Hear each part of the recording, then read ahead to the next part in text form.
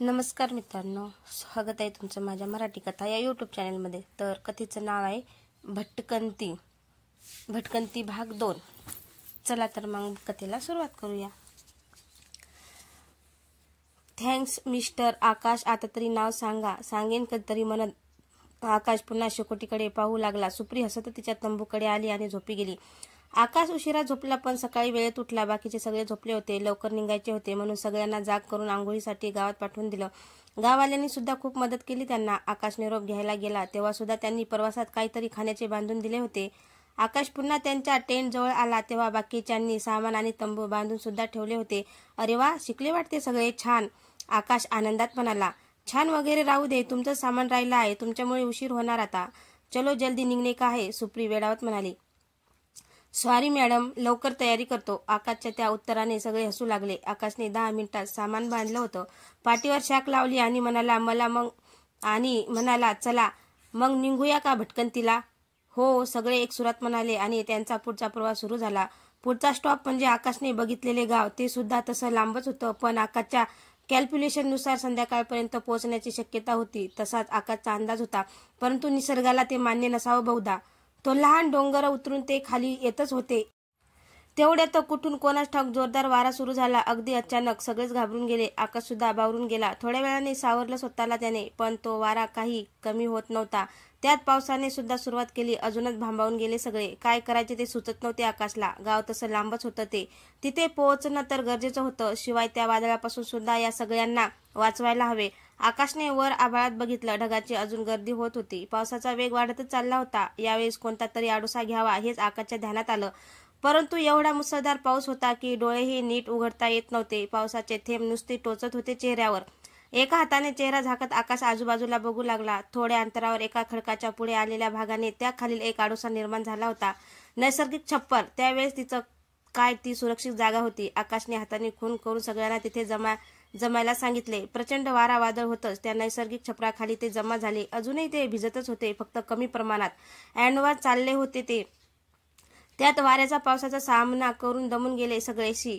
शी यार, आत्ताच तर आंघोळ केली होती ना, लगेच भिजवलं पावसाने। संजना उगाच चिडत म्हणाली। असंच पाहिजेत एका मुलीला, सुप्री हसत म्हणाली। एवढंच काय, ती मस्करी आणि तेवढंच हसू।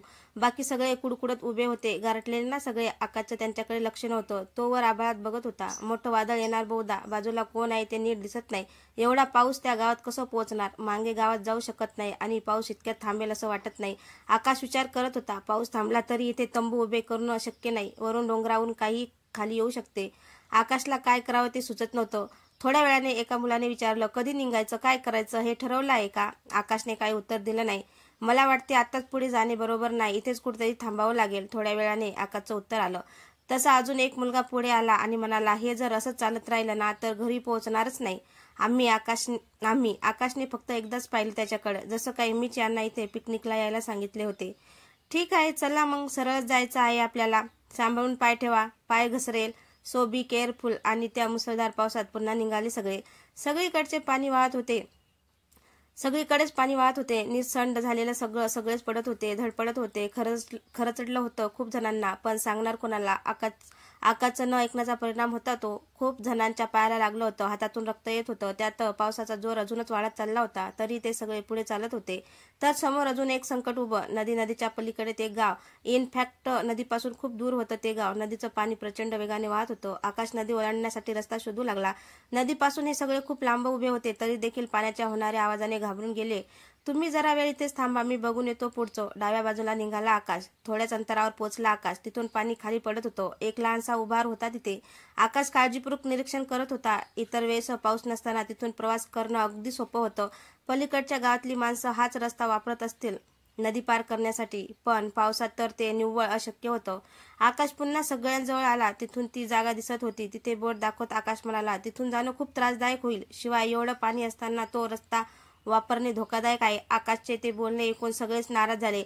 हा, पण पुढे एकदा पूल तरी असावा, कारण नदी पार करण्यासाठी पूल असावा लागतो नदीवर। तर आता सगळे उजव्या बाजूला चालत जाऊया, पूल भेटला तर पलीकडे जाता येईल, आकाश म्हणाला। पावसाचा जोर तसाच होता अजून, सोबत वारा। तो आधीच मुलगा परत म्हणाला, पण तुम्हाला माहिती आहे का इथून पूल किती अंतरावर आहे ते, किंवा पूल तरी आहे का ते माहिती आहे का? आकाशने नकारार्थी मान हलवली.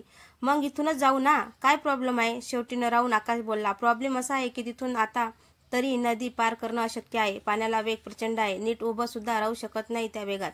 आता एवढं आलो ना तर तेवढं तरी पार करू शकतो आम्ही. चला लवकर. हे बघा, घाई करू नका. पाऊस कमी झाला की जाऊच आपण. ऐका माझं प्लीज. किती दिवस एकटोच आहे ना तुमचं? ते काही नाही, मला लवकर घरी पोहोचायचं आहे बस. कोणी येत असेल तर चला माझ्यासोबत, मी निघालो, असं म्हणत तो निघाला. त्याला जाताना बघून अजून 2 मुली त्यांच्या मागून निघाल्या. आकाश त्यांच्याकडे फक्त बघत राहिला. ते पुढे गेले तसा आकाश बाकींच्याकडे बघत म्हणाला, अजून कोणाला जायचं असेल तर जाऊ शकता, आणि ज्यांना माझ्यासोबत यायचे आहे त्यांनी चला, म्हणत आकाश निघाला. बाकी सगळे विचारात पडले, नक्की कुठे जायचं? आकाश पुढे जाऊन थांबला. मागे वळून बघितलं तर बाकी सगळे अजून तिथेच थांबलेले होते. त्यांना बघून आकाश पुन्हा थांबला. त्या सर्वांकडे बघत अचानक त्याला लांबून कोणीतरी पळत येताना दिसला. अरेच्चा, ही तर मगाशी गेलेल्या मुलींपैकी एक आहे. आकाशने ओळखलं तिला. तसा तोही तिच्याकडे धावत पोहोचला. प्रचंड घाबरलेली ती रडत होती. काय झालं, काय झालं, आणि ते दोघे कुठे आहेत? संजनाने विचारलं. ती काहीच बोलत नव्हती, फक्त रडत होती आणि त्या दिशेला बोट दाखवत होती. आकाशने क्षणाचा विलंब न करता आपली पाठीवरील शाख खाली टाकून दिली आणि त्या दिशेला पळत सुटला. काहीच वेळात तो पोहोचला. तसं समोरचं दृश्य बघून स्मित झाला. ते दोघे नदीच्या प्रवाहात होते. नदीच्या प्रवाहात वाहून आलेला एका लाकडी ओंडक्याला कसेबसे धरून होते ते. आकाशला बघताच दोघे रडू लागले. वाचवा, वाचवा. डोकंच चालत नव्हतं आकाशचं. कदाचित नदी पार करताना पाय घसरून दोघेही पाण्यात पडले असतील. एक मागे राहिली म्हणून वाचली. पाण्याचा वेग वाढत होता. काहीतरी करावं लागेलच. पटकन नदीच्या पात्रात शिरला आकाश. सांभाळून, हळूहळू. नदीतल्या दगडांना पकडत त्यालाही उभं राहता येत नव्हतं. त्या प्रवाहात कसाबसा तो पोहोचला. तरी ते थोडे लांबच होते. पुन्हा बाहेर आला. आजूबाजूला बघितलं त्याने. समोरच एक मोठी वेल होती. तीच जोर लावून तोडली त्याने. तसंच पुन्हा नदीत शिरला. तोपर्यंत बाकीचे तिथे आलेले ते सुद्धा घाबरले. त्या वेलीचं टोक घट्ट पकडून ठेवा, आकाशने ओरडून सांगितलं. 4-5 मुलांनी वेल पकडून ठेवली. आकाश त्या दोघांजवळ पोहोचला आणि वेलीचं दुसरं टोक त्याने त्या मुलीजवळ फेकलं. पकड लवकर. तसं त्या मुलीने वेल पकडली. घट्ट पकड, म्हणत आकाशने तिला ओढून घेतलं. त्यांच्याजवळ आली तसं तिची बॅग पकडून तिला तसंच खेचत बाहेर आणलं आकाशने. तिला काठावर आणलेलं बघून बाकीच्या मुलीने तिला नदीपासून लांब नेलं. परंतु तो अंडका अजून त्या प्रवाहाचा वेग सहन करू शकत नाही. मध्येच तुटला आणि त्या मुलांसोबत वाहून जाऊ लागला. बिकट प्रसंग. आकाश ती वेल तिथेच टाकून धावत सुटला. नदीला समांतर असा त्यांची नजर होती त्या मुलावर. तो मुलगा प्रवाहात तसाच खडकांना आपटत जात होता. मध्येच पाण्याखाली जात होता, वर येत होता. आकाश पळतच होता. कसा बाहेर काढू याला, असा विचार चालूच असताना समोर नदीवर एक पूल दिसला. आकाशने पळण्याचा वेग वाढवला तरी देखील पूल लांबच होता. तोपर्यंत तो मुलगा वाहत वाहत पुलाजवळ पोहोचला देखील. आकाश आता पुलाजवळ पोहोचला होता. एका क्षणाला तो मुलगा पुलाखालून वाहत गेला. आकाशने ते पाहिलं आणि त्याने उडी मारली. पावसाचा वेग वाढला होता. वारा थोडा कमी झाला होता. तरी नदीला पूर आलेला होता. पाणी वेगाने वाहत होते. वर आभाळात ढगांची अजून गर्दी होत होती. नदीचं पाणी आता पुलापर्यंत पोहोचत होतं आणि पुलांच्या दुसऱ्या बाजूला आकाशने त्या मुलाला एका हाताने पकडून ठेवलं होतं. दुसऱ्या हाताने पुलांची लाकडी फळी पकडली होती. एक पाय पुलांच्या दोरीत अटकवला होता तर दुसरा अंधातरी लटकत होता. आकाशने त्याला कसंबसं पकडून ठेवलं होतं आणि तोही त्या पुलांच्या दोरीत अटकला होता. बिकट अवस्था दोघांची. त्या वेळेत बाकीचेही धावत पोहोचले. ते दृश्य बघून थरकाप उडाला सगळ्यांचा. तसेच ते पुढे गेले आणि त्या दोघांनाही बाहेर काढले. तो मुलगा तर घाबरून बेशुद्ध झाला. आकाशही खूप दमला होता. सगळ्यांनी मिळून दोघांना नदीपासून दूर नेले. पावसाचा वेग कमी झाला तरी रिपरिप चालूच होती. तात्पुरता एक आडोसा उभा केला आकाशने आणि त्या खाली जाऊन बसले सगळे दमलेले, भिजलेले, काही जणांना खरचलेलं. त्यात हे दोघे बुडता बुडता वाचलेले. आकाश त्यांच्यापासून जरा लांबच बसला होता. सगळ्याकडे बघत विचार करत होता. इथून आता तरी शक्य नाही पलीकडे जाणे. यांना कधी पोहोचवणार त्या गावात? आकाश टेन्शनमध्ये होता. अर्धा पाऊण तासाने पावसाने विश्रांती घेतली. तोपर्यंत आकाश तसाच विचार करत बसला होता. सुप्री दुरूनच बघत होती. काहीच हालचाल होत नाही म्हणून स्वतः आकाश जवळ गेली. निघूया का पुढच्या प्रवासाला? म्हणजे आता पाऊस सुद्धा थांबला आहे म्हणून म्हटलं. आकाश भानावर आला. ते दोघे तयार आहेत का पण? आकाशने उलट प्रश्न केला. त्यांना तयार करतो आम्ही, आपण निघूया. सुप्रीने बाकी सगळ्यांना तयार केलं निघण्यासाठी. आकाश सुद्धा तयार झाला. फक्त प्रश्न होता की जायचं कुठे? समोरचा रस्ता जवळपास बंद. पूल असून सुद्धा तिथे आता जाणे धोकादायक होते, कारण नदीचं पाणी काठापासून खूप आत शिरलं होतं. आकाश पुन्हा काही आठवू लागला. नदीच्या प्रवाहाच्या विरुद्ध दिशेला गेलं की प्रवाहाचा वेग कमी असतो. शिवाय नदीचं पात्र सुद्धा रुंदीने कमी होत जाते, जे आकाशने कुठेतरी वाचलं होतं. तसा विचार करून त्यांनी सर्वांना कुठे जायचे सांगितले. तसंच पुढे जाऊन नदी पार करता आली तर तोही प्रयत्न करायचा ठरवला. त्यांनी प्रवास सुरू केला. आकाशच्या मागून चालत होते. झालेल्या प्रकाराने घाबरलेले थोडं पुढे गेल्यावर घनदाट दाटी झाडी दिसली, म्हणजे पुढे जंगल सुरू होते. घड्याळात बघितलं त्याने, दुपारचे 12 वाजत होते. एवढा वेळ कधी निघून गेला ते कळलंच नाही. त्यात आभाळ अजून काळवंडलेले होतं. जंगलात एखादी जागा भेटली पाहिजेत जिथे तंबू उभे करता येतील असा विचार करतच तो चालत होता. इतक्या समोरून काही माणसं येताना दिसली. त्यांच्या एकंदरीत पेहरावरून ते आदिवासी असावेत असा अंदाज आकाशने बांधला. आकाशने सगळ्यांना थांबायला सांगितले. 4 माणसं आलेली. या सर्वांना त्यांनी धरूनच बघितलं. हे एवढे सगळे माणसं कोण आहेत, कुठे निघाले आहेत हे बघण्यासाठी ते स्वतःहून आले होते. आकाशला प्रश्न पडला की कोणत्या भाषेत बोलावं, त्यामुळे कोणीच बोलत नव्हतं. एकाने या सर्वांकडे एक नजर फिरवली. थकलेले, भिजलेले, काही थंडीने कुडकुडत होते. आकाश सगळ्यात पुढे होता. त्यालाच विचारले, कुठं निघाला तुम्ही? हे मराठी पण बोलतात याचे आकाशला आश्चर्य वाटलं, पण बरं सुद्धा वाटलं. लगेच त्यांनी उत्तर दिलं, शहराच्या दिशेने निघालो आहोत, त्यासाठी त्या पलीकडच्या गावात जात होतो तर पाऊस सुरू झाला, भिजलो आम्ही सगळे. पुन्हा त्यांनी या सगळ्या ग्रुपवर नजर टाकली.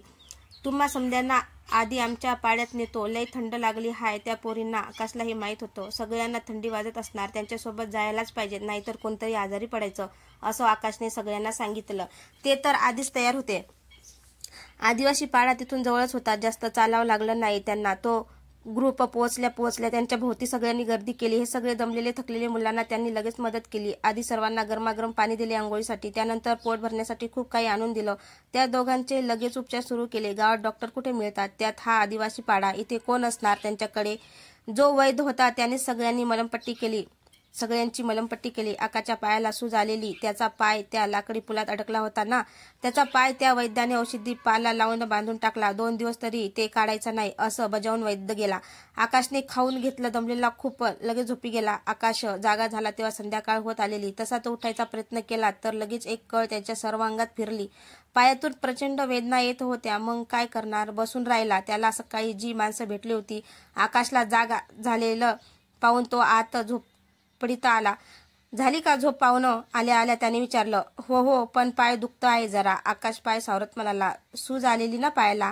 होईल बरा 2 दिवस मध्ये, आराम करा तुम्ही म्हणत तो जाऊ लागला. थांबा जरा, मलाही बाहेर यायचं आहे, एखादी काडी देता का आधारासाठी? आकाशने त्याला थांबवत म्हटलं. त्यावर तो हसला. अहो आराम करा जरा, लगेच कुठं निघाला? तसं नाही, मला बसून राहायची सवय नाही म्हणून. शिवाय माझ्यासोबत आलेले ते कुठे आहेत ते सुद्धा बघावं लागेल ना. तशी त्याने आकाशला एक काठी दिली. आकाश काठी पकडून कसा बसा उभा राहिला आणि त्यांच्या खांद्यावर हात ठेवून झोपडी बाहेर आला. संध्याकाळचे 5:15 वाजले असतील. सकाळी आलेल्या वादळाने सगळ्यांना झोडपलं होतं. या आदिवासी पाड्यात काही झोपड्यांची पडझड झाली होती. ते पुन्हा उभारण्याचे प्रयत्न चालू होते. काही बायका रात्रीच्या जेवणाच्या तयारीत गुंतल्या होत्या. आकाशच्या ग्रुपमधल्या काही मुली सुप्री संजना धरून त्यांना मदत करत होत्या. मुलं सुद्धा काही बाई मदत करत होते. हे बघून आकाशला बरं वाटलं.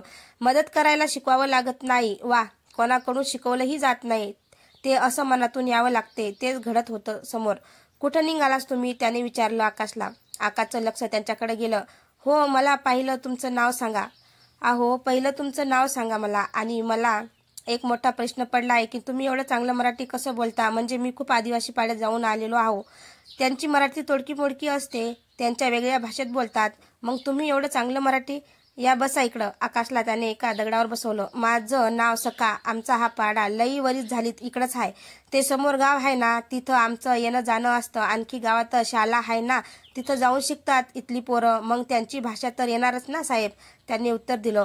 माझा आजोबा आला होता इथं, तेव्हापासून इथं गावाजवळच समद्यांनी पाडा बांधायचा ठरवला. तेव्हापासून इथंच आहेत सगळे. आता तुम्ही सांगा, कुठं निघाला होता? एवढ्या पाऊस पाण्यात त्यांना सगळ्यांना शहरात जायचं आहे, त्यासाठी निघालो होतो. म्हणजे तुम्हाला नाही जायचं का? तसं नाही, ते वाट ठरवले होते. मागच्या गावातल्या लोकांनी सांगितलं की या गावात शहरात जाण्यासाठी वाहन मिळू शकेल, तर नदीला पूर आला, जाऊ शकलो नाही. पलीकडे त्या तुमच्या वैद्याने दम दिला. 2 दिवस काढू नका मलमपट्टी. आकाश हसत म्हणाला.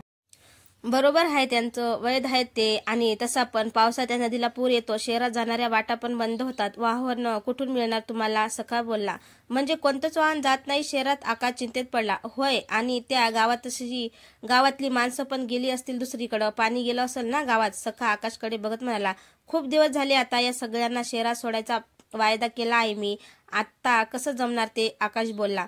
साहेब घाबरू नका, उद्याचा दिवस थांबा इथं, तुमचा पाय पण बरा होईल, मग मी धावतो वाट. म्हणजे म्हणजे इथून काही अंतरावर अजून एक गाव आहे, तिथं मिळतील गाड्या, मी नेईल तुम्हाला, आता आराम करा, असं बोलून सखा त्यांच्या कामाला गेला. आकाश जरा रिलॅक्स होऊन आजूबाजूचं दृश्य बघू लागला. सगळेच कामात गुंतलेले होते. संजनाने त्याला तसं एकटं बसलेलं पाहिलं आणि त्यांची विचारपूस करायला आली.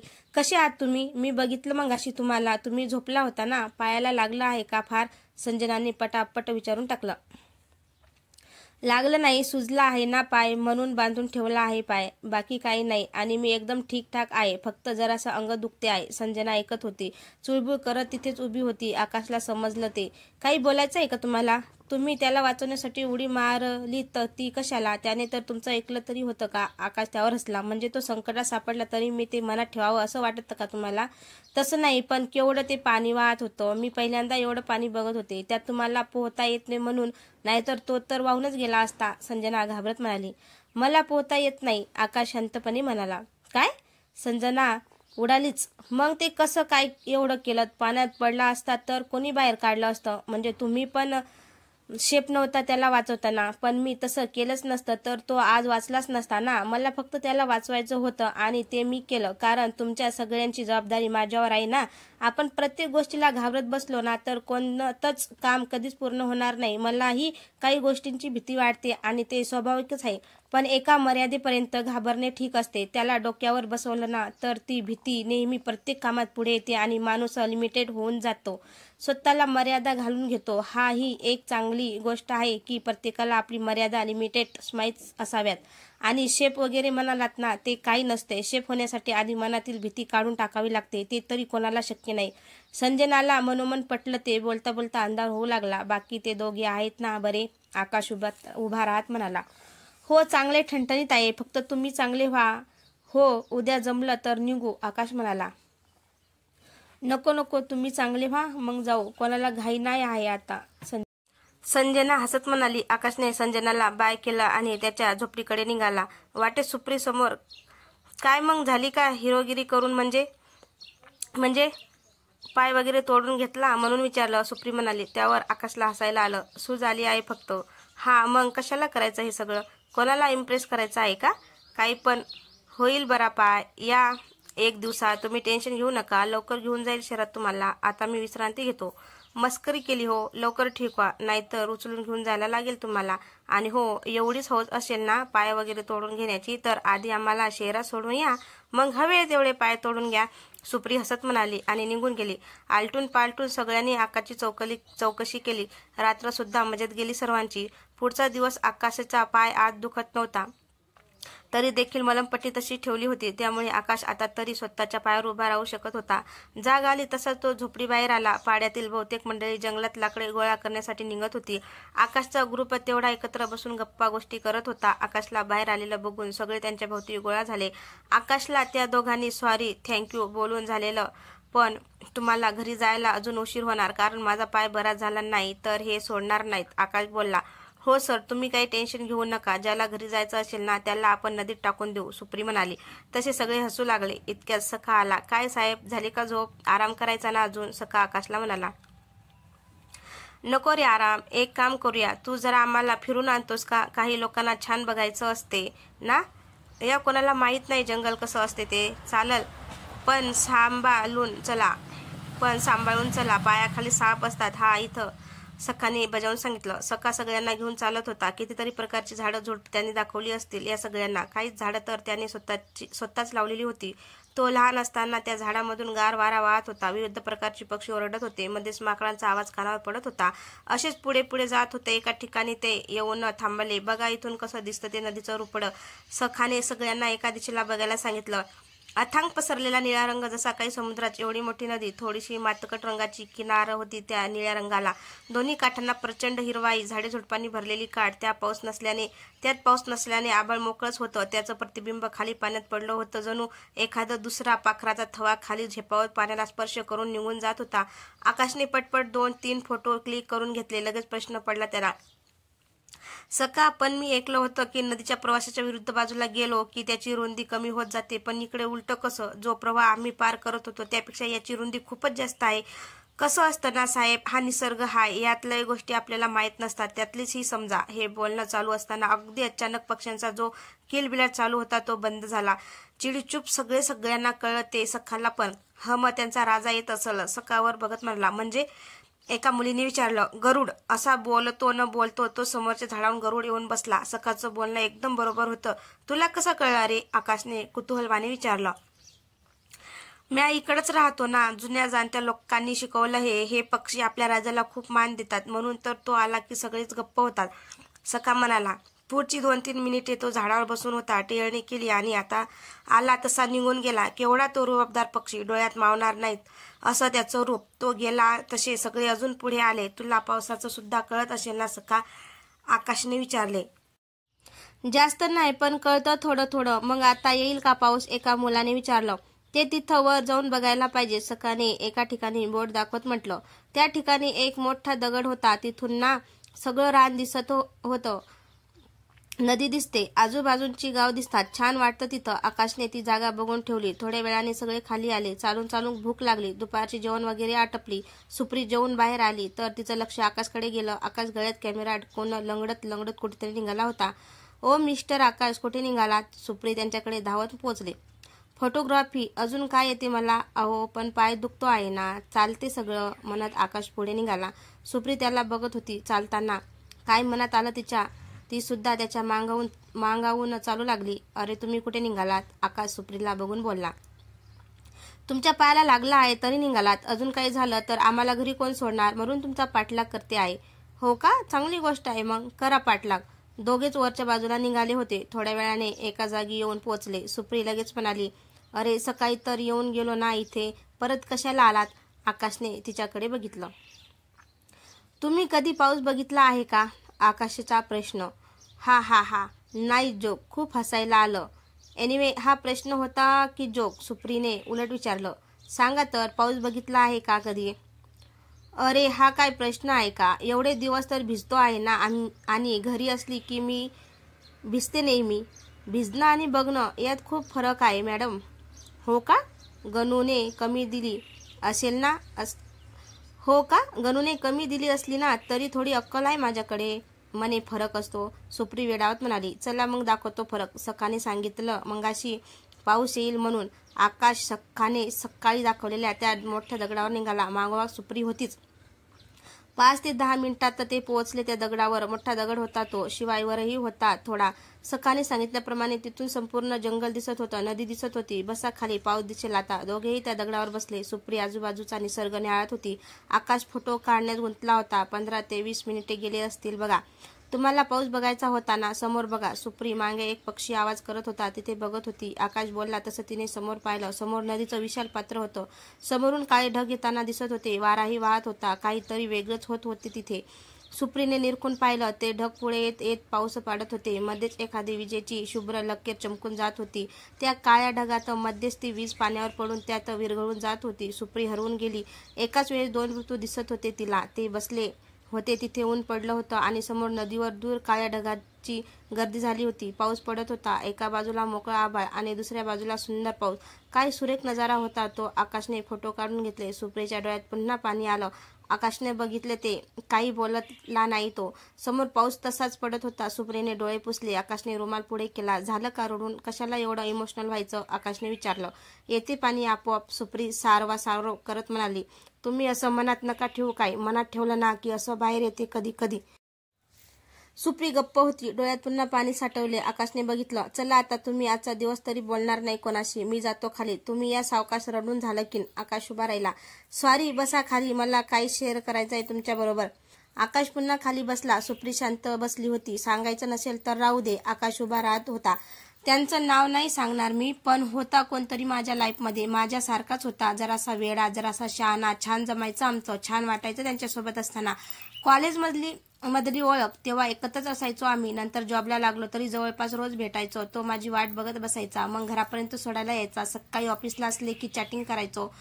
वीक एंडला तर फिरायला पण जायचो आम्ही. मस्त दिवस होते ते. मग आता नाही आहेत का ते दिवस? आकाश माहिती नाही त्याला काय झालं, अचानक नकोशी झाली त्याला. मी बोलणं बंद केलं, मला भेटायचं बंद केलं, चॅटिंग कॉल सर्व बंद झालं अचानक. मी स्वतःहून मेसेज केला तर रिप्लाय करायचा, तोही थोडंच बोलायचा. कॉल केला तर बोलायचा की जास्त बोलता येणार नाही. भेटणं तर बंदच झालं. खूप महिन्यांनी, गेल्या महिन्यात तो समोर आलेला, असाच अचानक समोर आला. माझ्या मैत्रिणी बरोबर बोलत होता. मला फक्त एकदाच हाय केलं, त्यानंतर एकदाही माझ्याकडे बघितलं नाही. काहीच न बोलता निघून गेला समोरून. माझं नक्की कुठे चुकलं ते अजूनपर्यंत कळलं नाही मला. त्यालाही अशी निसर्गाची आवड आहे. आम्ही फिरायला जायचो ना समुद्रकिनारी पावसात, तेव्हा तो पण असे फोटो काढायचा. माझे पण फोटो काढायचा गुपचूप. म्हणून ते असं काही बघितलं की त्यांची आठवण येते मला. मला माहिती आहे त्यांच्या लाईफमध्ये मी आता कुठेच बसत नाही. यातून खूप प्रयत्न करून बाहेर आले मी, पण अशी आठवण आली की येते डोळ्यातून पाणी. हे बोलताना सुप्री डोळे पुसत होती. आकाशने ऐकून घेतलं. हा मम्मा, तर हा प्रॉब्लेम आहे भूतकाळ. आता मी काही, पण मला एवढं कळते की एकदा नातं तुटलं की काय वाटते मनाला. तो अचानक का निघून गेला किंवा तुमचं काही चुकलं ते मला माहित नाही. तुम्हीच बोलला ना की त्यांच्या लाईफमध्ये मी कुठेच बसत नाही. मग तुम्ही तरी कशाला ते भूतकाळाचं ओझं मनावर घेऊन फिरता? भूतकाळाला कुरवाळत बसला ना की तो पाळीव होतो. जसे पाळीव प्राणी असतात ना, अगदी तसाच. मग आपण जिथे जाऊ ना तिथे तो आपल्या मागून येतो. जीवन बघा किती सुंदर आहे. आकाश समोर बघत म्हणाला. अशा सुंदर जीवनात कशाला असं काही मागे लागून घ्यायचं? त्यापेक्षा भूतकाळ अनुभवासाठी आठवावा. भूतकाळात केलेल्या चुकांपासून शिकायचं. भूतकाळाला बँकेचा एटीएम सारखं बघावं. म्हणजे एखाद्या प्रसंगात अनुभवाची गरज भासल्यास पाहिजे तेवढा अनुभव एटीएम कार्ड स्वीप करून काढून घेण्याचा उरलेल्या अनुभवाचे व्याज बँकेत जमून ठेवावे. ते नंतर उपयोगी पडतेच. काय समजलं ना सुप्री मॅम? आकाशने बोलणं संपवलं. सुप्री हसत हसत डोळे पुसत होती. छान समजावलं आकाशने तिला. मलाही फोटो काढायला शिकवाल का? माझ्या मनात आहे खूप फोटोग्राफी शिकायचं. सुप्रीने विषय बदलला. शिकवीन. पहिलं शहरात जाऊ, मग शिकू खूप काही. आता चला खाली, नाहीतर सगळे शोधत राहतील. आकाश उभा राहिला. एक प्रॉमिस करा, हे कोणाला सांगायचं नाही. संजनाला सुद्धा नाही. सुप्री म्हणाली. असं आहे ना, तर निदान तिला तरी सांगायचं ना. आफ्टर ऑल ती तुमची जवळची मैत्रीण आहे. चालता चालता आकाश सुप्रीला म्हणाला. माझ्यापेक्षा तिला सांगितलं असतं तर जास्त छान झालं असतं. सांगेन तिला. काय माहित, पण तुम्हाला सांगा असं वाटलं. चालेल ना मी शेअर केलेलं तुमच्यासोबत? हो नक्की. चला आता पटापट खाली जाऊ. आणि दोघे खाली आले. सुप्री बऱ्यापैकी नॉर्मल झालेली. खाली आल्याबरोबर तिची मैत्रिणी बरोबर गप्पा मारायला गेली. आकाश त्याने काढलेले फोटो बघत बसला. छान छान फोटो होते सगळे. अचानक एका फोटोवर त्यांची नजर खेळली. सुप्रीचा फोटो होता तो. मगाशी पाऊस बघतानाचा फोटो. तिला कळून न देता त्याने क्लिक केलेला. किती छान हसते ही. स्वभाव सुद्धा छान आहे, पण जरा भूतकाळात हरवली आहे. त्यातून बाहेर आली तर खूप छान होईल. आकाश किती वेळ तिचा फोटो बघत होता. ऍक्च्युली त्याला सुप्रीचा स्वभाव आवडायला लागला होता. गेल्या महिन्यात त्या ऑफिसचं उद्घाटन होतं तेव्हापासूनची ओळख. फक्त काही लोक चटकन मनात घर करून राहतात. त्यातली एक सुप्री. आकाशला तिच्याबरोबर बोलायला आवडायचं. फक्त तो कधी असा कोणाशी मोकळेपणाने बोलला नाही. आधी कधी इथे सुप्रीला सुद्धा आकाशची सोबत आवडायला लागली होती. बऱ्याच वेळात तिचं आकाशची विचारपूस करायची. त्यांच्यासारखं वागायला बघायची. त्यांचा फिरण्याचा वेळ, विचार करण्याची पद्धत तिला आवडायची. फक्त तो कमी बोलायचा हे तिला खटकायचं. तरी गेल्या काही दिवसापासून जी भटकंती सुरू होती तेव्हापासून खूप बदलली होती ती. आकाश छान समजवायचा तिला, म्हणून आजकाल जास्तच आनंदी राहायला लागली होती. दुपार होऊन संध्याकाळ झाली. आकाशने रिक्वेस्ट करून त्याच्या पायाची मलमपट्टी काढायला सांगितली. आता त्याचा पाय अगदी बरा झाला होता. सकाळला विचारून त्याने पुढचा रस्ता देखील बनवला होता. उद्या सकाळी निघायचे म्हणून सगळ्यांची तयारी झाली होती. इथे 2 दिवस कसे गेले कळलंच नाही. त्या पाड्यातील रहिवाशांना सुद्धा खूप मज्जा आली या शहरी पाहुण्यांबरोबर. आता उद्या सगळे जाणार म्हणून एक छोटी पार्टी त्यांनी आयोजित केली होती. छानपैकी जेवण केलं होतं. त्यानंतर मोठी शेकोटी रचून त्याभोवती त्यांचे आदिवासी नृत्य करू लागले. त्यांची गाणी म्हणू लागले. त्यात या शहरी पाहुण्यांना सुद्धा सामील करून घेतलं. आकाश फोटो काढत होता. पाय आता बरा झाला म्हणून त्याला कोणी नृत्यासाठी आग्रह केला नाही. पाऊस नव्हता तरी थंड हवा वाहत होती.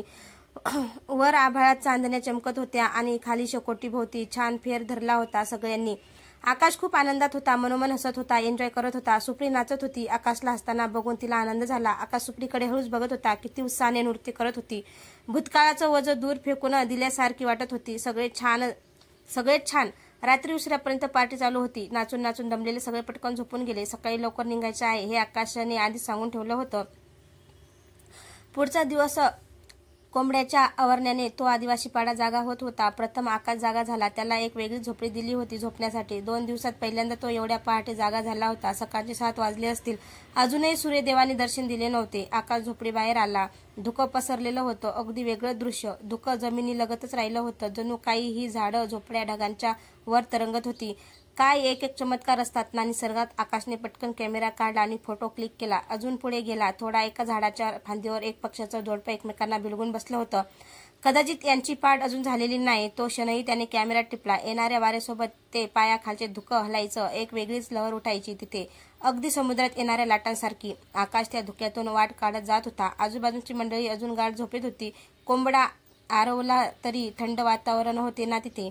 आकाशाच्या मनात काय आले कोणास ठाऊक. तो त्या दगडाच्या दिशेने निघाला. छान फोटोज मिळतील तिथून सकाळचे, असा विचार करत तो झपझप चालत निघाला, धुक्यातून वाट काढत. आकाश तिथे पोहोचला तर तिथे आधीच कोणीतरी बसलेलं होतं. दुरून बघितलं तर त्याने निरखून बघितलेलं सुप्री. कमाल आहे, प्रत्येक वेळेस वेगळीच भासते ही. कुठेतरी एकटक बघत होती. चेहऱ्यावर कमालीचं समाधान होतं तिच्या. त्यात तिच्या आजूबाजूचे धूक वाहत होतं. वेगळीच वाटली आकाशला ती. फोटो सटवण्यासारखा क्षण. क्लिक केला त्याने. हळू तिच्या मागे जाऊन उभा राहिला. बसू का इथे? इफ यू डोंट माइंड, आकाशने विचारलं. हो हो बसा ना, सुप्री म्हणाली. एवढ्या सकाळी सकाळी तेही एकट्याच, भीती नाही वाटत का? आणि डोळ्यात पाणी नाही आज की झालं रडून? आकाश सुप्रीकडे बघत म्हणाला. सुप्रीला हसायला आलं. त्यावर नाही, कशाला रडायचं? भुतका पाळीव करून नाही असं कुणीतरी म्हणालं मला. पाळीव प्राणी तसे पण मला नको असतात. मागे मागे सुप्री छान बोलली. हो का? पण एकट्या काय करत आहेत इथे? अशीच आली, कोणी उठलं नव्हतं ना, मग ही जागा आठवली, बसली येऊन. छान वाटते ना इथे. धुकं पसरलाय. एवढ्या उंचावरून सगळं कसं छोटं छोटं वाटते ना, like top of the world. बोलता बोलता सुप्रीला शहारल्यासारखं झालं. Very nice together. पण मला एवढ्या उंचीवर आलं की आपली खरी किंमत कळते. आपण केवढेशे आहोत. आपली जागा किती शिल्लक आहे या निसर्गात, याची जाणीव होते. आकाश म्हणाला. किती वेगळे विचार आहेत तुमचे. या जगातले वाटतच नाही तुम्ही. दोघेही मनापासून हसले. पुढे 15 ते 20 मिनिटे गप्पा चालू होत्या त्यांच्या. 7:30 वाजले. तसा आकाश बोलला. निघायचं आहे ना आपल्याला? चला खाली जाऊ. सका बोलला आहे ना, पुढल्या गावात वाहन मिळेल शहरात जाण्यासाठी. आजच भेटला तर खूप बरं होईल. ते ऐकून सुप्री हिरमुसली. तुम्ही लक्षात तरी ठेवाल ना आम्हाला, की विसरून जाणार आम्हाला? मिस्टर आकाश नाही विसरणार, आणि तुम्हाला तर नाही विसरणार कधी. चला आता. दोघे निघाले. तुम्ही काढलेले फोटो तरी दाखवा. किती फोटो काढलेत? एक पण नाही दाखवला. आकाशने कॅमेरा सुप्रीकडे दिला. एक एक फोटो एवढे छान होते. सुप्री हरकून गेली. काहीतरी वाटलं तिला. ही फोटोग्राफीची स्टाईल तर एकाशी खूप जुळते. आकाश एकदा तिने त्याकडे बघितलं. पुन्हा फोटो बघू लागली. तिचाच फोटो समोर आला. तिच्या फोटोत तर किती वेगळी दिसत होती ती. स्वतःचा फोटो बघून स्वतःच्याच प्रेमात पडली ती. एवढी छान दिसते मी. कधी क्लिक केला समजलंच नाही मला. फोटो अजाणतेपणी काढले ना की ते ओरिजिनल एक्सपिरियन्स मिळतात. असे फोटो नेहमी छान असतात. त्यात तुमचे फोटो छान येतात. माझी काहीच क्लॅरिटी नाही त्यात. सो थँक्यू, आकाश म्हणाला. मी थँक्स बोललं पाहिजेत. आज वेगळ्या सुप्रीला बघितलं मी तुमच्यामुळे. थँक्स बोलता बोलता ते खाली आले. तुमचं नाव कधीच कळणार नाही का मला? सुप्री थांबत म्हणाली. मिस्टर आकाश खरं नाव सांगेन, पण कोणाला सांगायचं नाही, प्रॉमिस. तसं आकाशने त्यांच्या कॅमेऱ्याच्या बॅगमधून एक कार्ड काढलं. सुप्री समोर धरलं. ए फॉर आकाश, आकाश असत म्हणाला आणि कॅमेराकडे बोट दाखवत निघून गेला.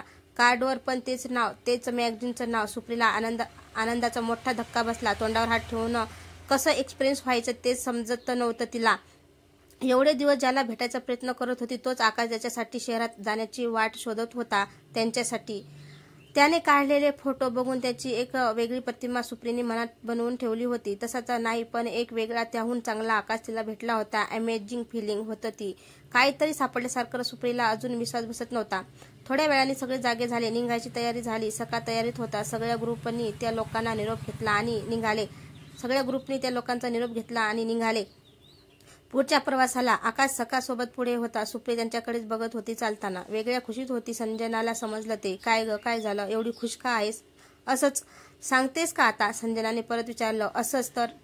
एक खुशी की किंमत तुम क्या जानो संजना बाबू. दोघी हसायला लागल्या. पुढच्या अर्ध्या तासात सका त्यांना एका ठिकाणी घेऊन आला. ते दूरवर मंदिर दिसत का तुम्हाला? आकाश सका दाखवत असलेल्या दिशेकडे बघू लागला. दूर एका मंदिराच्या कळसाच्या बाजूला असलेला झेंडा दिसत होता. हो, दिसलं मंदिर. हा, तिथंच तो गाव सुरू होतो. तिथं तुम्हाला गाडी मिळेल शहरात जाण्यासाठी. खूप छान. पण ते तर खूप लांब वाटते. म्हणजे किती वेळ लागेल माहिती आहे का तुला? वेळ नाही माहिती. पटपट चालला तर ना दुपारची ऊन उतरली की पोहोचला तुम्ही. नदी वगैरे नाही ना या वाटेत? हाय, पण त्या बाजूला हाय. इथून सरळ रान, फक्त वाटेत नाकासमोर चालत जा. बराबर जाल तीत. म्या याच्या पुढे जाऊ शकत नाही ना, नाहीतर म्याच आलो असतो गावापर्यंत. आकाशला समजलं ते प्रत्येकाचे वेस असते, सीमा असते, त्या बाहेर सहजा जाता येत नाही. सखा, खूप मदत झाली तुझी. खूप आभारी आहे तुमच्या सर्वांचा. जमलं तर येईन पुन्हा तुला भेटायला. आम्ही निघतो पुढच्या प्रवासाला. सगळ्यांनी सखाचा निरोप घेतला आणि निघाले त्या गावाकडे. आकाशने पुढचा रस्ता सखाला विचारून बनवला होता, परंतु अर्धाच रस्ता सखाला माहीत होता. फक्त त्याने सरळ जाण्यास सांगितले होते. रस्ता तसा सरळ नव्हताच. प्रचंड रान होतं. झाडाझुडपात वाट काढत जावे लागत होते. त्या गावाच्या मंदिराचा कळस तेवढा दिसला होता आकाशला. त्यावरून आकाशने एक अंदाज लावला होता. आज जेवढं अंतर पार करता येईल तेवढं पार करायचं. संध्याकाळ होण्याच्या आधीच कुठेतरी थांबायचं. कारण सखा बोलला असला तरी आज त्या गावात संध्याकाळपर्यंत पोहोचणं शक्य वाटत नव्हतं. हे त्याने सगळ्यांना बोलून दाखवलं. सगळ्यांना ते पटलं. सगळ्यांनी पटापट पाय उचलला. आज पोहोचू शकत नाही तिथे, पण जास्त अंतर पार करून आजच म्हणजे उद्या दुपारी तरी पोहोचू. कळलं ना सर्वांना? आकाश चालताना सूचना करत होता सर्व ग्रुपला. घरी जायचे वेध लागले होते, त्यामुळे आकाश सांगेल ते ऐकत होते. सुप्री तर केव्हापासून त्यांच्याकडे लक्ष देऊन चालत होती. आकाशच्या लक्षात आलं ते कारण त्यांनीही एकदा दोनदा चोरून बघितलं होतं तिच्याकडे. एक वेगळंच नातं फुलत होतं दोघांमध्ये. हे बाकी कोणाला कळलं नसलं तरी संजनाला ते कळत होतं. चालता चालता दुपार झाली. पटपट चालता येत नसतानाही खूप अंतर पार केलं होतं सगळ्यांनी. आता थोडा वेळ थांबून मग पुढचा प्रवास करावा असं आकाशने ठरवलं. एक चांगली जागा बघून सगळ्यांनी आपापले सामान खाली ठेवून विश्रांती केली. आदिवासी पाड्यातून सोबत आणलेले पदार्थ, फळ खाऊन लागले.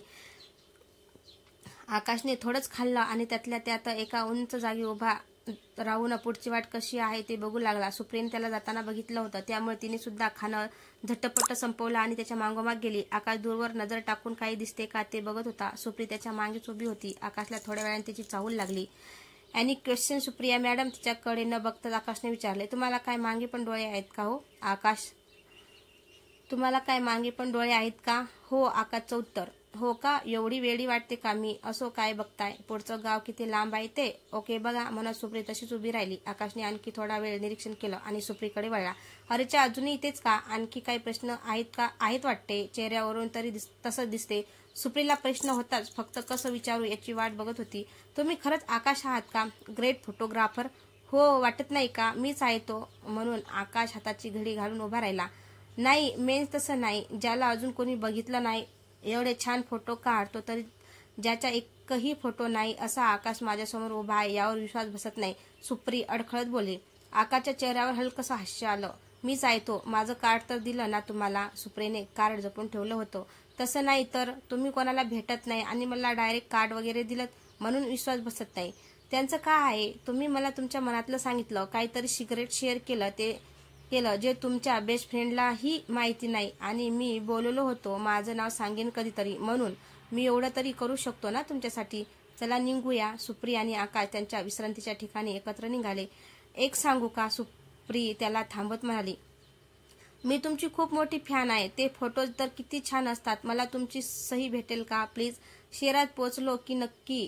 दोघे गप्पा मारत सगळ्या ग्रुप जवळ आले. अर्धा पाऊण तास विश्रांती घेऊन त्यांनी पुन्हा चालायला सुरुवात केली. आता थोडी मोकळी जमीन दिसत होती. जंगल संपल्याची खूण होती ती. समोर काही पडकी बांधकाम होती. पडकी घर, झोपड्या असंच काहीसं. पहिली इथे वस्ती असावी असा आकाशने अंदाज लावला. खूप वर्षापूर्वीच इथल्या लोकांनी ही जागा सोडली होती.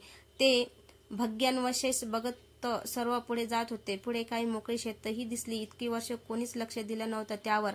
रानटी गवत तेवढी पसरली होती आता त्या शेतावर. तसल्याच एका शेतातून ते चालत होते. ते गाव अजून बऱ्यापैकी दूर होते. संध्याकाळ सुद्धा होत आलेली. आता पण चालणे सुरूच ठेवले तर रात्र झाल्यावर त्या गावात पोहोचू असा अंदाज आकाशला आला. रात्रीचे चालणे अशा ठिकाणी तरी ठीक नसते हे आकाश जाणून होता, म्हणून त्या ठिकाणीच कुठेतरी जवळपास मुक्काम करायचं ठरलं. आकाश जागा बघू लागला तर थोड्याच अंतरावर एक मंदिर दिसलं. आकाश सगळ्यांना घेऊन त्या मंदिरात आला.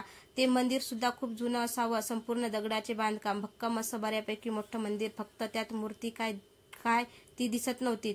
यातला देव कुठे आहे? एका मुलाने प्रश्न केला. बहुधा ते गाव बघितलं ना मगाशी, त्यांचंच असेल हे मंदिर. जाताना त्यांनी त्यांचा देव सुद्धा नेला असेल सोबत, आकाश म्हणाला. मग इकडेच तंबू लावायचे का? संजनाने विचारले. तंबूची काय गरज आहे? तसं बघितलं तर इथे सगळ्यांना जागा होईल झोपायला. इथेच थांबू आजची रात्र. उद्या सकाळी निघूया, म्हणजे त्या गावात लवकर पोहोचू. सगळ्यांना पटलं ते. सामान ठेवलं सगळ्यांनी आणि ती जागा साफ करू लागले. आकाशला ते बघून बरं वाटलं. एवढ्या दिवसात सगळ्यांना असं स्वतःहून काम करायची सवयच लागली होती. आकाश सुद्धा मदत करू लागला. पुढच्या अर्ध्या तासात मंदिराचे सभागृह साफ करून झालं. आकाश मंदिराचे निरीक्षण करू लागला. मंदिराच्या गाभाऱ्यातून एक जिना मंदिराच्या छताकडे जात होता. आकाशच्या जिन्याने वर गेला. 5 मिनिटे थांबला असेल तो. खाली आला आणि सगळ्यांना वर येण्यास सांगितले. एक एक करून सगळे वर आले आणि समोर दिसणारे दृश्य बघून हरकून गेले. देऊळ उंच असल्याने आजूबाजूचे बऱ्यापैकी दूरवरचे दिसत होते. 1-2 शेतं सोडून एक नदी वाहत होती. आधी दिसलेल्या पूर आलेल्या नदीपेक्षा ही नदी खूप शांतपणे वाहत होती. संध्याकाळ होत असल्याने जवळच्या झाडावर परतून येणाऱ्या पक्ष्यांच्या किलबिलाटाने परिसर मोहून गेला होता. पावसाळा असल्याने सर्वच शेत हिरवून फुलून गेली होती. संध्याकाळची शांत हवा वाहत होती. शिवाय तिथून पुढच्या गावातलं मंदिरही दिसत होतं. उद्या बहुधा सकाळीच पोहोचू आपण इथे. आणि गाडी भेटली सर? आकाश बोलता बोलता थांबला, कारण सुप्री त्यांच्याकडे बघत होती कधीपासून हे त्याच्या लक्षात आलं. उद्या या सगळ्यांबरोबर तीही निघून जाईल. या अशा विचित्र भावनेने त्याला पुढे बोलताच आलं नाही. बाकी कोणाचं त्यावर एवढं लक्ष नसेल तरी सुप्रीला कळलं ते. बसा रे सगळ्यांनी खाली, ज्यांना खाली जायचं असेल त्यांनी खाली जा, असं म्हणत सुप्री तिथेच बसून राहिली आणि दोघे तिघे ते दृश्य बघत बसले. बाकी सगळे खाली जाऊन शेकोटीची तयारी करू लागले. आकाश सुद्धा तिथेच बसून फोटो काढत होता. काळोख झाला तसे सगळेच खाली आले. शेकोटी भोवती गप्पा सुरू झाल्या. आकाश त्यात नव्हता. सुप्री त्यालाच बघत होती. कुठे गेला? गेली असती शोधायला, परंतु सगळे तिथेच बसलेले होते म्हणून जाऊ शकली नाही. आकाश होता कुठे मग? आकाश त्या मंदिराच्या काळोख्या गाभाऱ्यात एकचित्त बसून होता. खूप वेळ तिथेच बसून विचार चालू होता. सुप्रीला त्याची काळजी वाटू लागली. कुठे गेला असेल? बाकीच्या गप्पांमध्ये तिला इंटरेस्ट नव्हता. संजनाला तिची चुळबुळ कळली. काय झाले नक्की तुला? अरे तो मिस्टर आकाश, तो दिसत नाही ना म्हणून. संजना आजूबाजूला बघू लागली. हो ग, कोणाच्या लक्षातच आलं नाहीये. संजना बोलली तसे सगळे उठले आणि आकाशला शोधू लागले.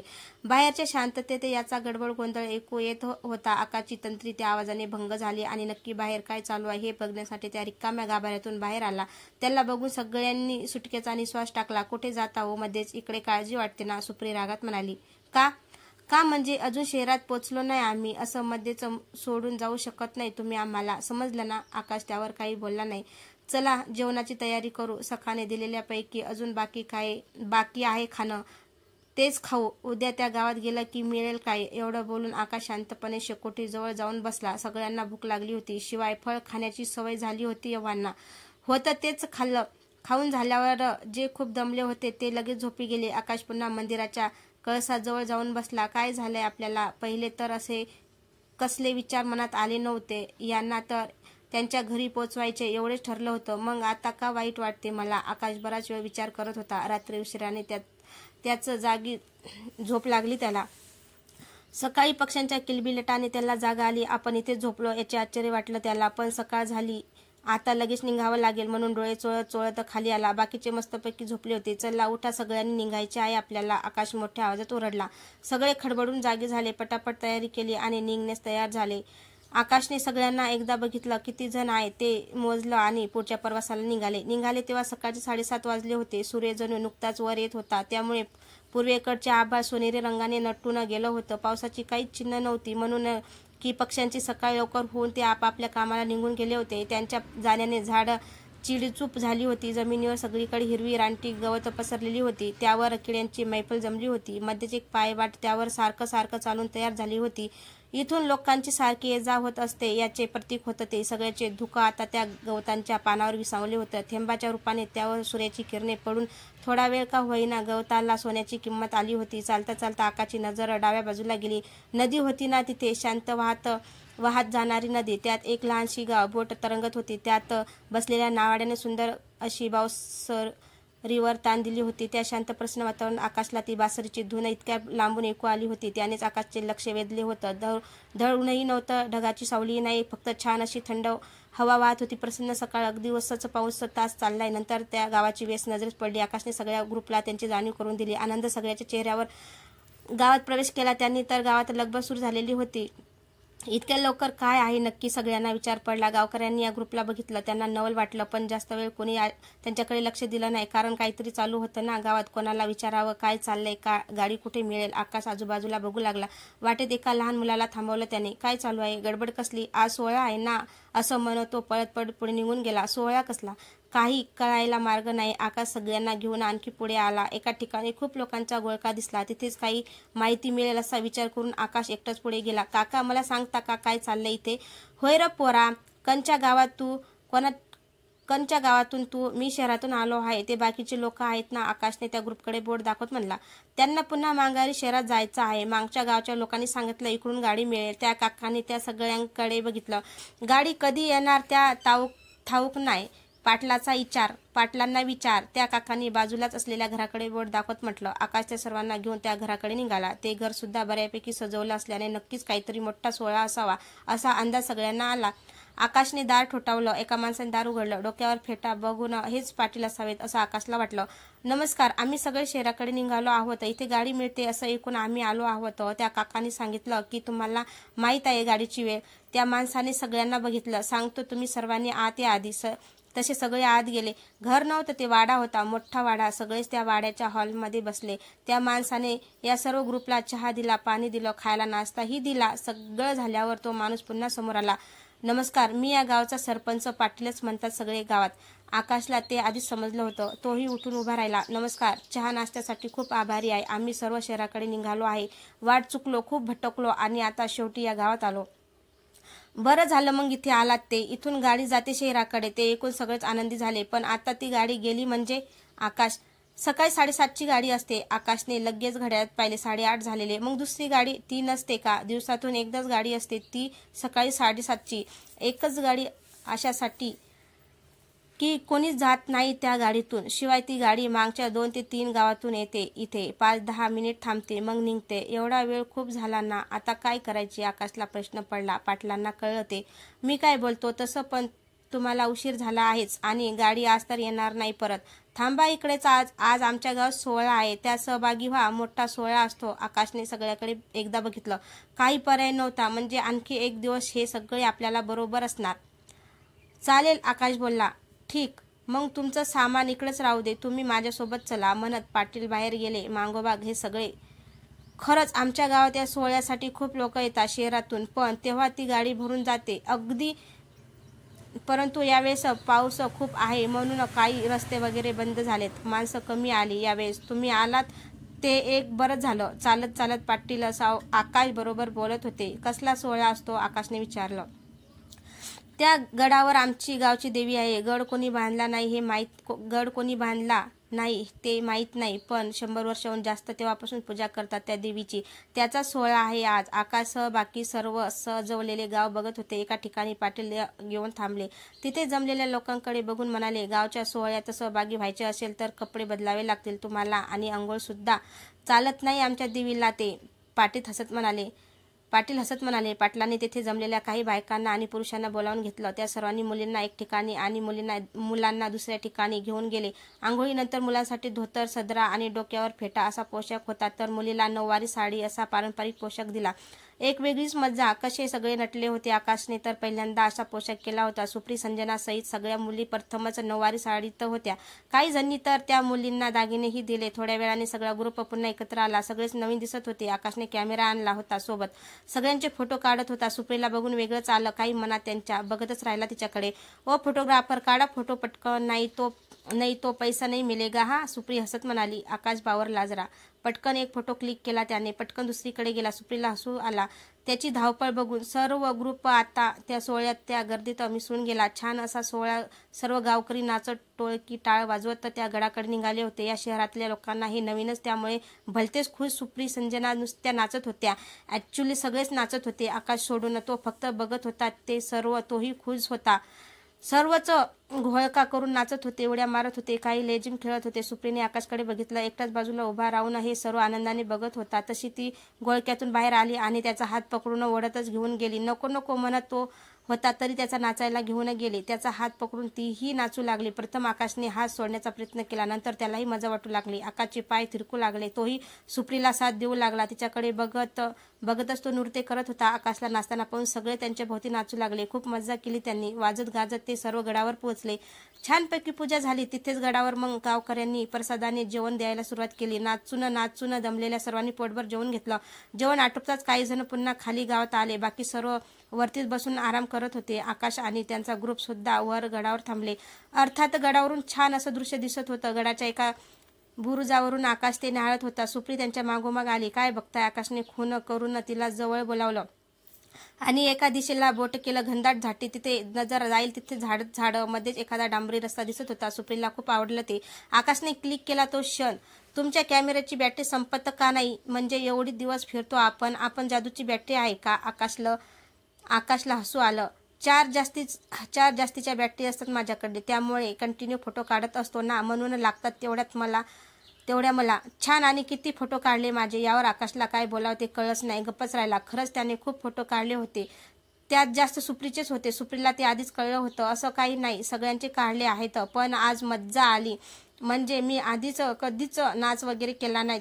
तुमच्यामुळे हे झालं आज. थँक्स. आकाशने विषय बदलला.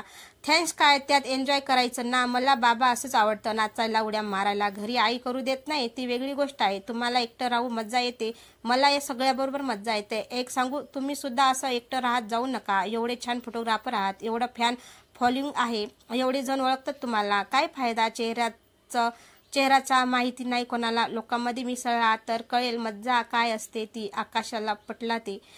फॅन फॉलोअर तर माहिती नाही, आणि इकडे कुठे आलं निसर्गात फेमस वगैरे. लहानपणापासून एकटं राहत आलो मी, म्हणून सवय झाली. माणसात जास्त मिसळत नाही. त्याचं कारण हेच. आकाश सुप्रीकडे बघत म्हणाला. पण एक सांगतो, तुम्ही आल्यापासून खूप बदललो आहे मी. एवढा कोणाशी बोललो असेल मला आठवत नाही. एवढा कधी हसलो नाही की कशात सहभागी झालो नाही. मेन्स खूप काही गोष्टी बदलल्या माझ्या तुमच्यामुळे. सगळं. आकाशने हात जोडून सुप्रीला नमस्कार केला. अरे बाबा, इतना लाजोमत. सुप्रीने चेहरा हाताने झाकून घेतला. आकाश मनापासून हसला. सुप्री हसू लागली. पुन्हा त्याचं लक्ष त्या हिरवाईतून दिसणाऱ्या लहान अशा डांबरी रस्त्यावर गेलं. उद्या सकाळी गाडी येईल. तुमच्या शहराकडे प्रवास सुरू होईल. घरी जाणार सगळे तुम्ही. आकाश शांतपणे म्हणाला. सुप्रीला जरा वाईट वाटलं. विसरणार का आम्हाला मग? आणि तुम्ही नाही येणार का आमच्याबरोबर शहरात? माहिती नाही, पण हा प्रवास तर कधीच विसरणार नाही. सुप्रीला बरं वाटलं. तुमच्या कार्डवर तुमचा मोबाईल नंबर नाही. मेन्स तुम्हाला कॉल करायचा असेल तर हे फोटोज मला पाहिजे असतील तर देणार का मला? चालेल का तुम्हाला? सुप्रीने जरा चाचरच विचारलं. मी तसा पण मोबाईल वापरत नाही. इथे कुठे रेंज असते मोबाईलला? काय करू घेऊन मोबाईल? पाण्यात भिजला तर पुन्हा खराब होणार. नाहीच घेतला अजून. ज्यांना फोन करायचा असतो त्यांचे नंबर लिहून ठेवले आहेत माझ्याकडे. आकाशने त्यांच्या कॅमेऱ्याच्या बॅगमधून एक छोटी डायरी बाहेर काढली. तुम्हाला फोटो देईन मी, त्याचं टेन्शन घेऊ नका. तुमचा मेल ID आणि नंबर लिहून द्या, मी करीन कॉन्टॅक्ट तुम्हाला. आकाशने डायरी आणि पेन सुप्रीकडे दिला. भारी आहात तुम्ही. हे काय घेऊन फिरता का? डायरी घेत सुप्री बोलली. या सर्वात माझी कॅमेऱ्याची बॅग मी कधी सोडत नाही, कायम माझ्या खांद्यावर असते, म्हणून ही डायरी सुद्धा राहते बॅगमध्ये. सुप्रीने पटापट मेल ID मोबाईल नंबर लिहून दिला. त्यानंतर बराच वेळ गप्पा चालू होत्या दोघांच्या. ॲक्च्युली मीही तुमच्यामुळे चेंज झाली. एवढी आनंदी कधीच नव्हती मी. त्यात तुम्ही ब्रेन वॉश केलात ना. कसं सांगायचं? शिकवलं. हलकं वाटते मन आता. So thank you. आकाश. आता सुप्रीने हात जोडून नमस्कार केला. आकाशला हसायला आला पुन्हा. शहरात पोचलात की तुम्हाला फोटो मेल करीन मी, चालेल ना? आकाश उगाच कॅमेराकडे बघत म्हणाला. त्यापेक्षा मलाच द्या ना फोटो, ते प्रिंट काढून. आकाश सुप्रीकडे बघत म्हणाला. त्यासाठी भेटावं लागेल आपल्याला, बरोबर ना? आकाशचा प्रश्न. हो, मग भेटूया ना आपण. तुम्ही फोटोचे प्रिंट काढून आणा, मग मला सांगा कुठे भेटायचं ते. यावर आकाश काही बोलला नाही. काय झालं आकाश, असे का बोलत नाही? नको भेटूया का आपण? आकाश काही न बोलता गप्पच होता. अचानक थंड हवेचा झोत आला. दोघांनीही त्या दिशेकडे बघितलं. दूरचे आभाळ काळवंडत होते. बहुधा पाऊस येत आहे. आपल्याला गड उतरावा लागेल. आकाश विषयी बदलत बोलला. पहिलं सांगा, भेटूया ना आपण? सुप्री काकुलतेने विचारत होती. बरं बाबा, मी कॉल करेन तुम्हाला, मग ठरवू कुठे कधी भेटायचं ते. आता तरी खाली जाऊया. एव्हाना सर्वांना पावसाची चाहूल लागली होती, त्यामुळे बाकी उरलेले सर्वच खाली गावात आले. सर्व खाली पोहोचल्यानंतर 15 ते 20 मिनिटांनी पावसाने गावात प्रवेश केला. मुसळधार पाऊस. सगळे थोडक्यात भिजता वाचले. सगळा ग्रुप पाटलांच्या वाड्यात शिरला. आकाश नव्हता त्यात. कुठे गेला तो? एका आडोशा खाली उभा राहिला होता एकटाच. सगळे त्या वाड्यात उभे होते. सुप्री त्याला तिथूनच बघत होती. आकाशाची नजर तिच्यावर होती. त्याला वाईट वाटत होतं. उद्या सर्व शहरात आपापल्या घरी जातील. सुप्री पण का असं होते आहे कळत नाही. आकाश मनातल्या मनात बोलत होता. जसा आला तसा गेला पाऊस. पटकन पाऊस थांबल्यावर तो वाड्याकडे निघाला. काय आहे वाड्यात, का आला नाही? भिजायची एवढी हौस आहे वाटते. आणि तो कॅमेरा भिजला असता तर मला फोटो कसे मिळाले असते? सुप्री आकाशकडे बघून बोलली. आकाश तिच्याकडे न बघता एका कोपऱ्यात जाऊन बसला. काय झालं याला? सुप्री संजनाच्या कानावर फुंकर मारावी तशी बोलली. काय माहिती, दमला असेल बिचारा. हो का, बिचारा वगैरे झाला तो? दमला एवढ्यात भटकत असतो असा म्हणतो ना, लगेच दमला. सुप्री, तुझ्या बडबडीने दमला असेल. किती दिवस बघते आहे मी, सारखी त्याच्या मागे मागे असतेच. कुठे गेला की ही गेली शेपटी सारखी त्याच्या मागे. काय चाललंय दोघांचे? संजनाने तिला एका बाजूला घेऊन जात विचारलं. कुठे काय काही काय समजलं ना. उगाच अफवा पसरवू नकोस. सुप्रीला काय बोलावं ते सुचलं नाही. अफवा का, ठीक आहे, आणि त्याला जरा आराम करू दे. एवढे दिवस त्याने सांभाळलं ना आपल्याला. राहू दे जरा त्याला एकटं. आपण बाहेर जाऊन मजा करूया. त्या दोघी पुन्हा गावात फिरायला गेल्या. त्यांच्या मागून बाकी सगळे. संध्याकाळपर्यंत सगळ्यांनी गावात खूप मजा केली. फिरून फिरून पाय दुखले तेव्हा मंदिरात आले. मंदिराचं एवढं मोठं होतं त्यामुळे इतक्या दुरून त्यांना त्या मंदिराचा कळस आणि झेंडा दिसत होता. मंदिरात देवांच्या समोर नतमस्तक होण्यासाठी एक जण मंदिरात जाऊ लागले तर आकाश एका कोपऱ्यात डोळे मिटून बसला होता. सुप्रीला त्याला बघून राहवलं नाही. त्याच्याजवळ गेली आणि त्याच्या कानात हळूच बोलली. तुमच्या पायाजवळ झुरळ आहे. आकाशने डोळे उघडले नाहीत. या गोष्टी लहान मुलांना सांगा, ते घाबरतील. मला नाही भीती वाटत. आकाश डोळे न उघडताच बोलला. सुप्रीने त्यावर तोंड मुरडलं. थोडा वेळ उभी राहून त्यांच्याच बाजूला बसली. हळूहळू ग्रुपमधले एक जण त्या दोघांच्या आजूबाजूला येऊन बसू लागले. आकाशाचा एकांत निघून गेला. त्या सगळ्यांची कुजबूज सुरू झाल्यावर आकाशने डोळे उघडले. आता काय बोलायचं यांना? आकाश बसल्या जागी मनातल्या मनात बोलला.